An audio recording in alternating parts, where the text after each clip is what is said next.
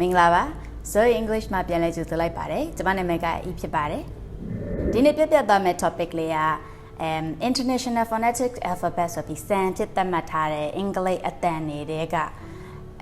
Monophthong ဆိုတဲ့တတန်နဲ့ရှိနေတဲ့ vowel အတန်တွေကိုအထူးပြုပြီးတော့ပြောသွားပါမယ် Ta-da! Okay ဒါကတော့ International Phonetic Alphabet IPA လို့ခေါ်တဲ့ဇယားပါအပေါ်ပိုင်းကစလုံးတွေက vowels တွေဖြစ်ပြီးတော့အောက်ကအဝါနည်းရောင်နဲ့ခွဲပြထားတဲ့ consonant ပြီးတွေပါတီးတဲ့ consonant lesson တွေကိုလေ့ကျင့်ခြင်းနဲ့ဆိုလို့ရှိရင်ကျွန်မအရင်ပြုလုပ်ပေးခဲ့တဲ့ Voiced and Voiceless Consonants ဆိုတဲ့ topic ကိုရှာပြီးတော့လေ့လာနိုင်ပါတယ်ဒီနေရာမှာကျွန်မနည်းနည်းလေးတော်တော်များများခေါင်းကျုပ်တဲ့အခေါ်လေးတစ်ခုရှင်းလင်းအောင်တစ်ခါရဲ chart လေးနဲ့ပြပြသွားပါမယ်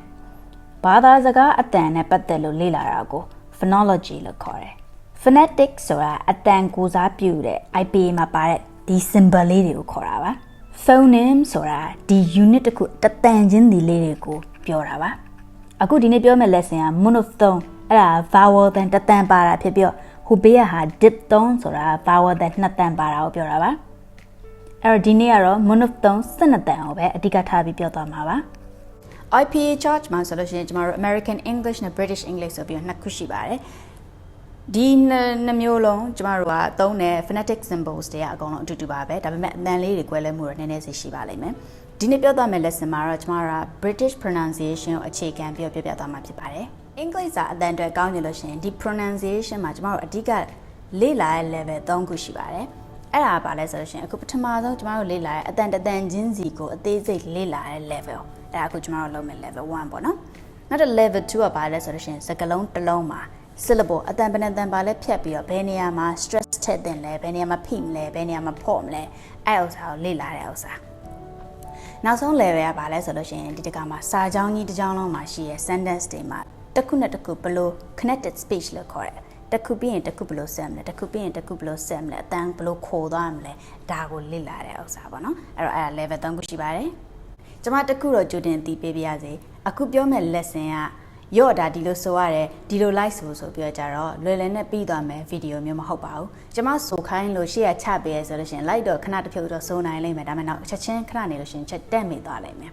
အဲ့တော့ကျွန်မကဒီ lesson မှာသဘောတရားကိုသေချာတိတိကျကျကိုရှင်းပြမှာဖြစ်တဲ့အတွက်ကြောင့်မို့လို့တကယ် phonetics pronunciation ကောင်းတဲ့လူတိတိကျကျထွက်ကျင်တဲ့သူအတွက်ကိုဒီ lesson ကအကျုံးဝင်ပါတယ်ကျွန်မခုပြသွားမယ် technique လေးကတော့ဆရာ Adrian Underhill ရဲ့ Sound Foundation ဆိုတဲ့စာအုပ်ထဲကနေကိုကပြထားတာဖြစ်ပါတယ်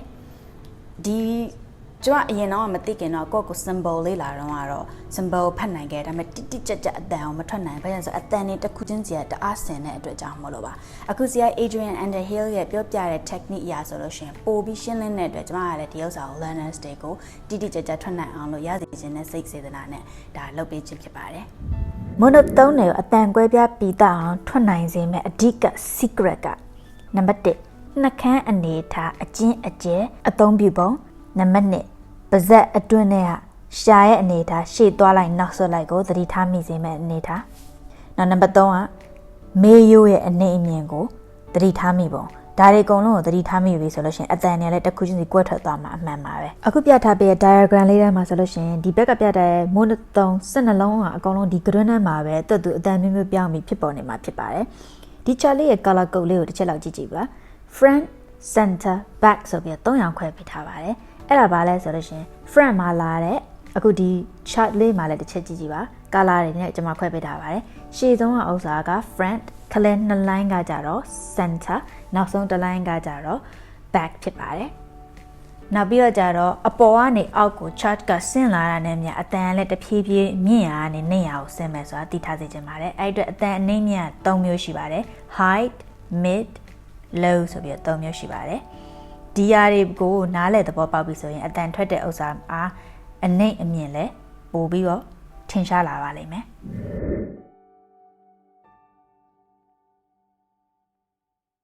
ဒီပါဇက်အနေထားလေးကဘေးလေးကိုကားလိုက်ပြီးတော့ထွက်ကြည့်ကြည့်ပါ e e e အတန်လေးရဆွဲပါမယ် e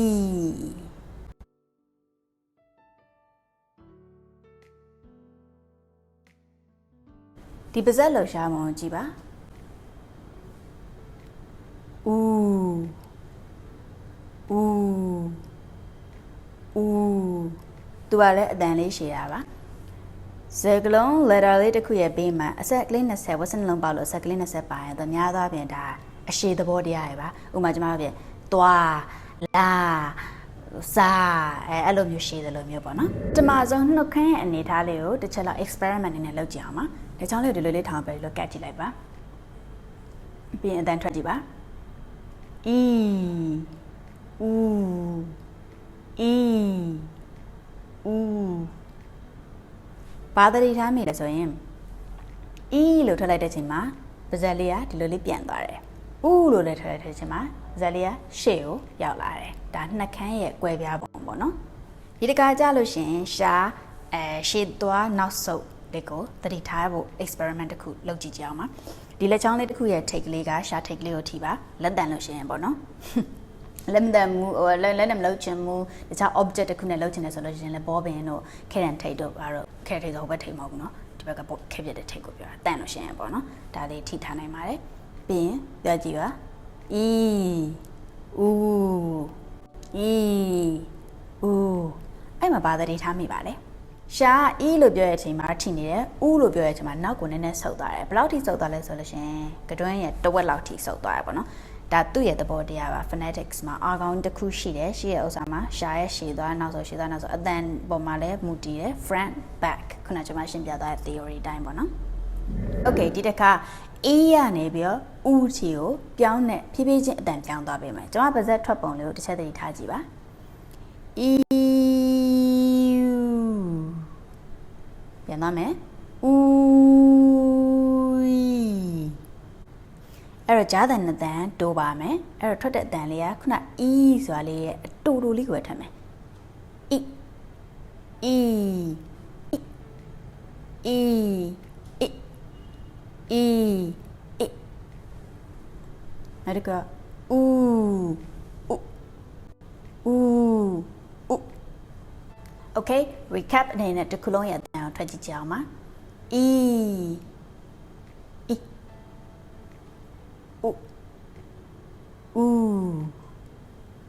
ရပြီနော်ကျွန်တော်မြန်မာလိုမျိုးကိုတခြားတိတ်ပြီးရေးမပေးချင်ပါဘူးဘာလို့ဆိုတော့အဲ့မြန်မာတန်စစ်စစ်ကြီးလဲထွက်တာမဟုတ်ဘူးသူကကြားတန်မျိုးထွက်တာမဟုတ်လို့ပါအဲ့အတွက်ကိုအတန် reference အနေနဲ့တော့ယူကြည့်ပါဒါက e ဒါက e နောက်တစ်ခါ u နောက်တစ်ခါ u ဆိုတဲ့အတန်မျိုးနော်ဒီစကလုံးကတော့အမြင်မမားပါနဲ့ရေးထားတော့ e ဆိုပြီးထွက်တယ်ဒါပေမဲ့ထွက်တော့ e လို့မထွက်ဘူးအဲတန်ထွက်တယ်အတန်တိုပါတယ်ဇက်ထွက်ပုံလေးတစ်ချက်လေးလာပါနောက်ဆုံးတန်ထွက်ကြည့်ပါ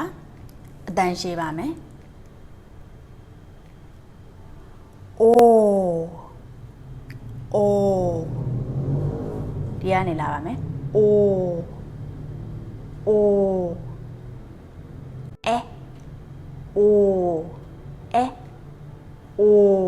ဒီကကြာအတန်လေးနှစ်ခုထွက်ကြည့်ကြအောင်ပါဆရာ Adrian ကတော့ဘယ်လိုတင်စားလဲဆိုလို့ရှင် small idiot နဲ့ big idiot ဆိုပြီးတင်စားငတ်တုံးသေးနဲ့ငတ်တုံးကြီးပေါ့နော်ပြောရမယ်ဆိုဝါကြီးဝါလေးပေါ့နော်ကြီးကနေအရင်ဆုံးထွက်ကြည့်ကြအောင်ပါကျွန်မခုနပြောထားတဲ့အတိုင်းပဲနောက်ကဝက်စနှလုံးပေါက်လို့နှလုံးလေးcolumn လေးလို့သင်္ကေတလေးပိုင်အတန်ရှည်တယ်လို့ပြောထားပါတယ်အဲ့တော့ထွက်ကြည့်ကြအောင်ပါမျက်နှာကို relax လုပ်ထားပါဘာမှ muscle ပိုင်းကြုံချင်းကြွားခြင်းမျိုးမရှိဘူး relax ပဲအဲ့မှာလေးထွက်လာမှာ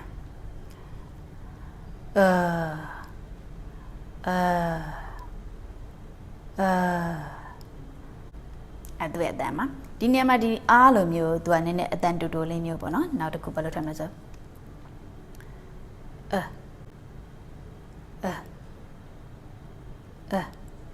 ပြောရမယ်ဆို stupid တော့ဖြစ်တယ်ဒါပေမဲ့အဲ့အတန်ရှင်းနဲ့တူနဲ့ကွာတဲ့နေလေးပေါ့နော်ဒီစကလုံးလေးကနာမည်ကြီးပါတယ်သူ့အတွက်ကိုတီးတန့်ဗီဒီယိုတစ်ခုအနေနဲ့ကိုပြောပြလို့ရပါတယ်သူက schwa sound လို့ခေါ်ပါတယ် American English ကို British English ကိုနှစ်ခုလုံးမှာရှိပါတယ်သူတို့ native တွေစကားပြောပြီးဆိုလို့ရှိရင်အတန်လေးခိုသွားပြီးတော့စကလုံးတစ်လုံးဥပမာ teacher လို့ဟာမျိုးဆိုရင် TEACH ကို teach ဆိုလို့ထွက်တယ်မဟုတ်လားဒါပေမဲ့အဲ့လိုမျိုးအတန်တစ်ခုကိုကျွန်တော်တို့မြုပ်ထားလိုက်တယ် teacher မထွက်ချင်ထွက်လိုက်တဲ့အတန်လေးမျိုးလေးမျောသွားလိုက်တာအဲ့ဒါကို schwa sound လို့ခေါ်ပါတယ်Okay, let's recap the whole thing.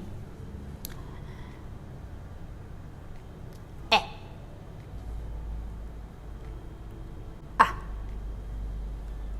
O. Okay, this is a long little chat out GG. Mono. Do I jar or Bazalio? You learn me river. Claudio Yom so how. Do I jar or Bazalio and Le Bobby, I'll mail little Bob Jared, you know, Bobby Le Belio Cavare.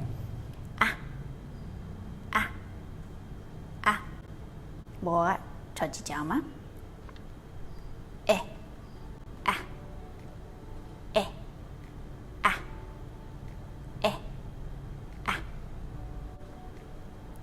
Okay, did then lay and nearly swim. They are go massage below. I can be look gone like that. Oh, the pit that damn you. No, a relaxed pit, me, Biojima.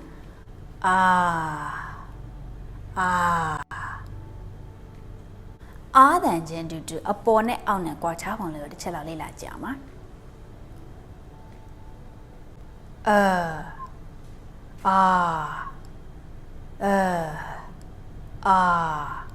Did a good jaro, than a trouble, than trouble.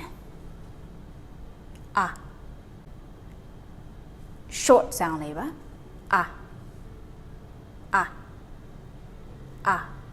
Now sound lowly than lay to me. Manjiva. Lay more did allow she alone go possess him up ye so happy possess go manea by the need time of your mava. Oh.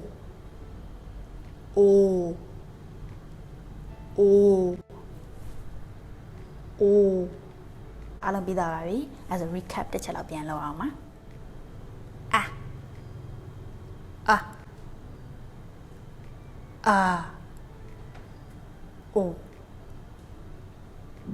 I got a experiment to in at the time on the Jamaga a boy out go to down like it. I thought it might be mayo at young level of the child that it has a jamare. Saturday jama. Legally, the little labor, being a poor de labor. No, now pure. The little labor. Nakali jama pay my loba. Being dear Leo, the Maleo, living on my lava. Generally, dear, the monks or cut away. Alright? E.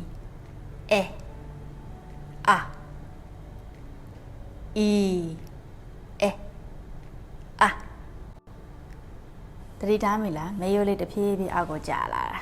E. Ooh. Ooh. Oh. The phonetic symbols say obey matonless a tomorrow a thin machine low reference and in a good guys in as a long then like tragedy to the dictionary lomuma do that by. Do it then lady goes a long map below trellis or a little, you know not how cheap paper. Sheep, ship, good, shoot, bed,